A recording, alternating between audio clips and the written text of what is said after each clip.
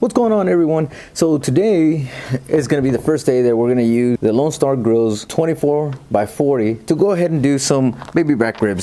Now, I've used a lot of beef. I've used a lot of, like briskets or some dinosaur ribs, but I haven't done anything pork related. I've done some chicken. Now, I did use for chicken, I have used the main grill chamber insert for regular barbecue and stuff like that. And I got some stuff to say about that, but I guess that's going to be for a different video. But anyways, so today we got some baby back ribs. This is all we can find in our store, with the shortages of everything. But I haven't tried this specific brand, but I guess there's always a first for everything. So let's go ahead and get started. Alrighty, so now that the fire is somewhat building up quite a bit, let's go ahead and start creating a draft.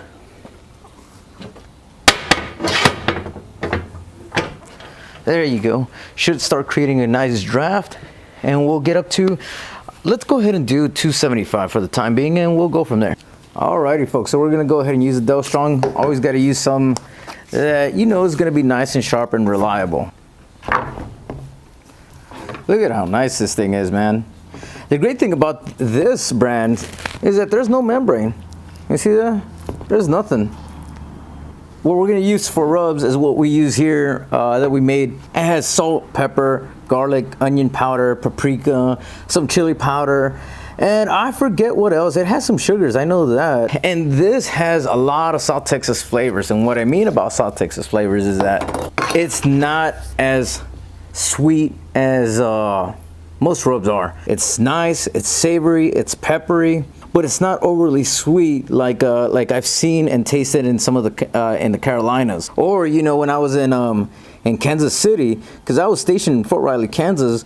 And one of the reasons why I got into barbecue is because we ended up visiting a festival out in Kansas City. Who would have known that that was a mecca for barbecue, right? So I went in there not knowing anything. I just knew that I like to eat, right? I mean, when you're a soldier and when you're that young, I mean, all you want to do is kind of like party and eat. So I talked to a lot of the pit masters over there, and then they shared quite a bit of their, I won't say secrets, but some of the stuff that they did, some of the things that has helped them win a lot of competitions. I just started off based off of that, based off what these guys started telling me. So it was something that we ended up doing quite frequently, is just head out over there, talk to some of the pit masters, see what they recommend. And so a lot of the stuff that I do is mainly based off of what they shared with me, along with some of the South Texas flavors too.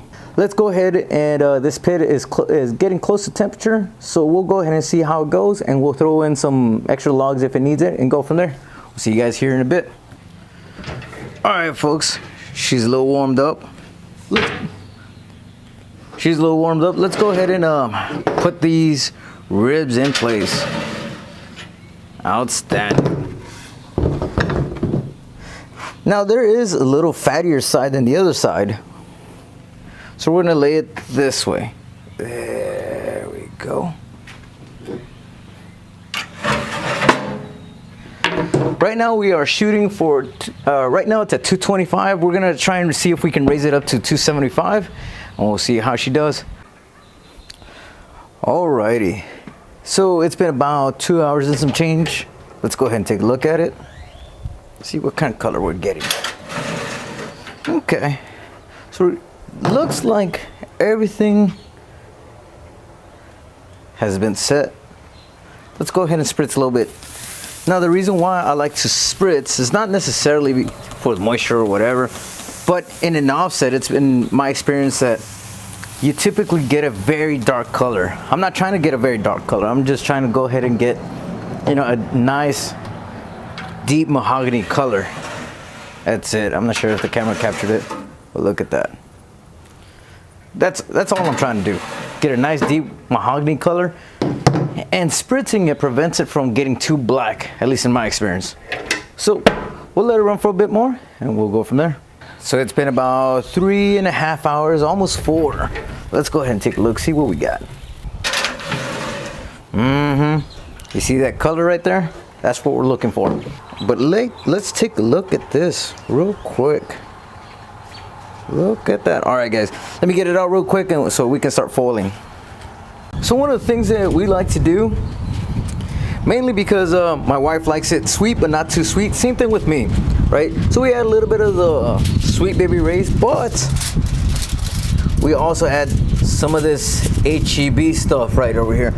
For you guys that are outside of the state of Texas, if I find this barbecue sauce on Amazon, I'll go ahead and leave a description.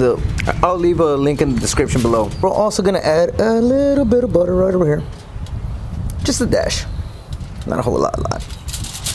There you go. Then we are gonna flip this right on over like so. There you go. Add some of that butter right over here. Look at that color, guys. Guys, I'm telling you, this rub, it's fantastic. So let's go ahead and do, sorry about the flies, guys. Let's go ahead and do that of Sweet Baby Ray's, and then the rest of it with this HEB stuff right over here. That's it. All right, guys, let's go ahead and put it back. So we're leaving it here on the top. Now on my smoker and the way that I have the tuning plate set up, top is usually about 10 to 15 degrees, a little bit warmer than the bottom side. So we'll leave it here with the meat side down. Then we'll go ahead and flip it, open it up, and start the glaze. All right, we'll be back. So it's been about 45 minutes or so. All right, now let's go ahead and flip it the other way. Oh, I definitely recommend getting gloves, guys. All right, so we'll leave it like this for the next, I want to say maybe about 20 minutes or so. And then what I'm going to do is I'm going to expose the top side, and then we can go ahead and lay our glaze. All right, so with that, we shall return. So the glazing process is going to happen like this, guys. Man, it smells so good. See that? Make a little boat. You can make a little boat. So the glazing process is going to be 1 part your barbecue sauce. In this case, we chose the HEB one because we don't want it overly sweet, and 1 part honey. All right. So we're going to go ahead and glaze it. Now, it's not going to look like much right now, but once it gets a little bit of heat, you're going to see it nice and glazed.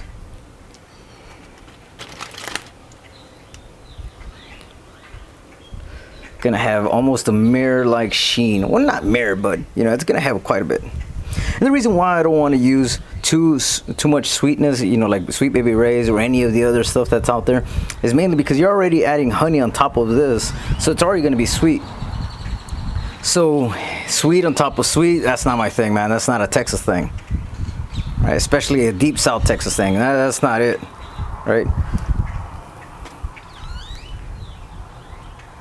So, like so, and you can already tell that it's already starting to really glaze up quite a bit. Add as needed. We're losing a little bit of sunlight, but that's all right. I'll go ahead and turn on the lights here in a bit.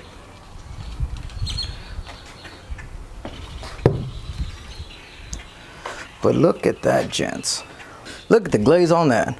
All right, let's go ahead and put it back in, and we'll leave it uncovered like this. I want to say maybe 20 minutes or so. It should be more than enough. All right, guys, we'll be back. So I believe that should be it.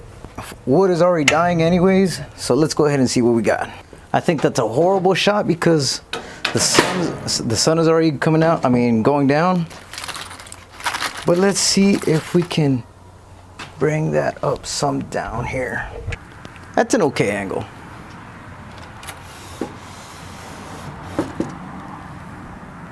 Look at that, gents.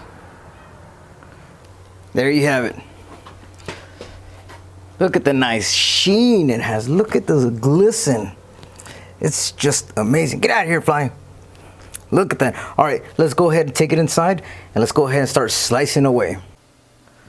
Alrighty, gents. Sorry about the angle and everything. The lighting isn't cooperating with us, and outside's already pretty dark. But look at the glisten over here. I'm hoping this camera's capturing it. Inside the house, it looks dark, but it's really not. You guys saw that it looks like a very mahogany color, real nice and red. Let's go ahead and cut into this and see what we got. Always got to use a nice sharp knife. This is the Dalstrong knife, I think. I don't know. I'll leave a link to the description below. I know a lot of folks every now and then will message me to see what kind of items I'm using. Look at that right there. Let's go ahead and give it a taste. Wow, okay. All right. So the smoke is there 100%. It's not overpowering, although it's getting close to it. Look at that. It didn't pull off or anything like that. It's just bite through. Let's try it one more time.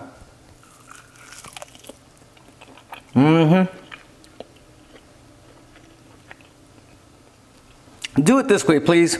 I know if some of you guys really enjoy the sweetness, there's sweetness in here. Don't get me wrong, there is sweetness.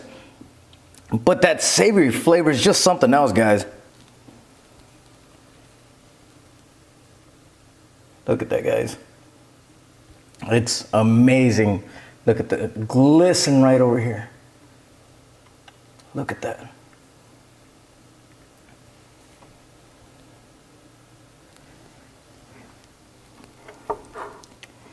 It's fantastic. So there you guys have it.